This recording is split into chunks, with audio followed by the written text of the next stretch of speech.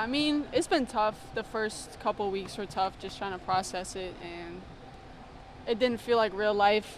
There was some anxiety, some stress, and a lot of things that were going on. But not when I had surgery, that was kind of the bettering point for me, to sort of know that every day from here on out is a day closer to me playing basketball again. So it's been a process, but I feel like I've handled it pretty well, and I think it's only up from here. So yeah, it was in pickup. I was going full speed, and I sort of tried to come to a stop, and it was some contact, not a lot of contact, but it just kind of gave out.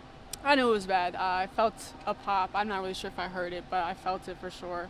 And then I went to the training room, and I was just really extremely frustrated. But I didn't know how serious it was, but I knew something was wrong. I think for me, it's really my faith. Times like these challenge you mentally, physically, just because like I love the game so much, and it just sort of makes you mature in a way that you didn't think you would have to. But I think for me right now is me really growing into my faith, because I'm a believer in God's plan. Everything happens for a reason, and just trying to find the positives through all that. I mean, the first week was really hard to stay positive just because of the devastating news, obviously, but when you process it, and like reading devotionals and reading different sort of books has been really key for me, and just getting a better, more godly perspective. So I think that's mainly how I've been able to stay so positive.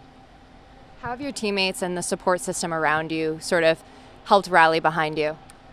No, they're amazing. They're my family. I know people say it a lot that you build relationships through basketball, but these are people I'm going to have in my life for the rest of my life. So especially Caroline and Aubrey, they stayed here with me this summer when they had the opportunity to go home and be with their families, and they just knew how much I was going to be going through, and I just had surgery, and I needed people around me to keep me positive and to support me. So having them to stay here, AZ came to visit, and then just having them all back here on campus right now is extremely important for me and my mental state, and just seeing them and being around them makes me a lot happier.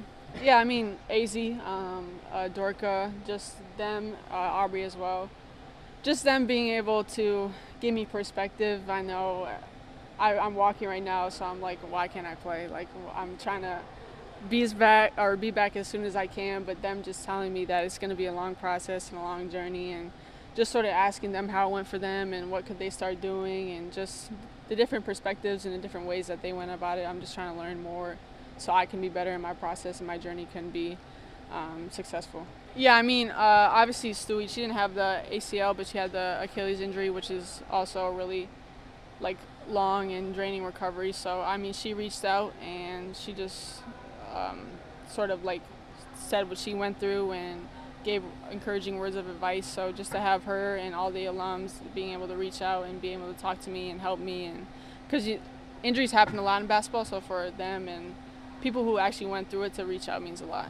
I've been able to walk a lot more, which was really good for me. Just always having to ask Caroline and Aubrey to grab stuff for me. So just being able to do stuff on your own and not having to rely too much on other people was a really big step for me. And I'm biking now, and I'll be in the pool soon. So all that stuff is great. And then I got cleared for chair workouts. So anything I can do on the basketball court is extremely therapeutic for me. So I think all those are really big steps.